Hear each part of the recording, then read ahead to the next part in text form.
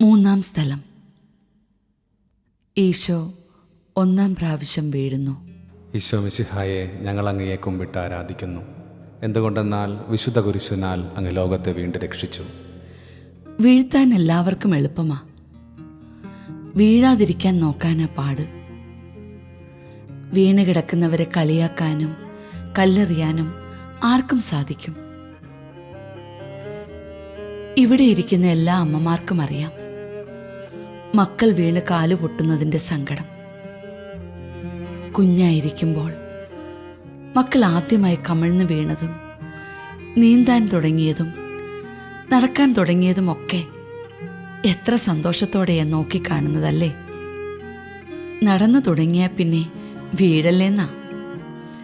പിഞ്ചിലം കാലു പൊട്ടി ചോര വരുമ്പോൾ ഏതമ്മയാ സങ്കടപ്പെടാത്തത്? കുഞ്ഞിനെ ആശ്വസിപ്പിക്കാൻ നമ്മൾ തറയിലും കല്ലിലും ഒക്കെ ഒന്ന് തല്ലും.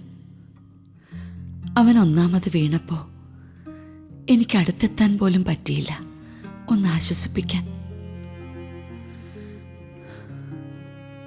അവൻ അന്ന് ആ സ്ത്രീ വീണ് കിടന്നപ്പോൾ പിണങ്ങിയത് വീഴ്ത്തിയവരെയായിരുന്നു. കല്ല് താഴെയിട്ട് അവർ പിറുപിറുത്തുകൊണ്ട് നടന്നുപോയി. അവൾ അന്നു മുതൽ വീഴാത്തവളായി.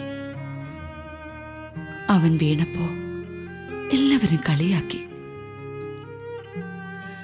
നിങ്ങൾ ആരെങ്കിലും വീഴ്ത്തിയിട്ടുണ്ടോ?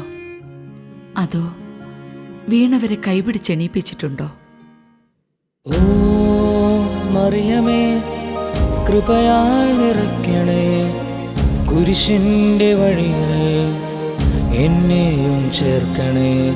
ഓ മറിയമേ, കൃപയാൽ നിറയ്ക്കണേ, കുരിശിൻ്റെ വഴിയിൽ എന്നെയും ചേർക്കണേ.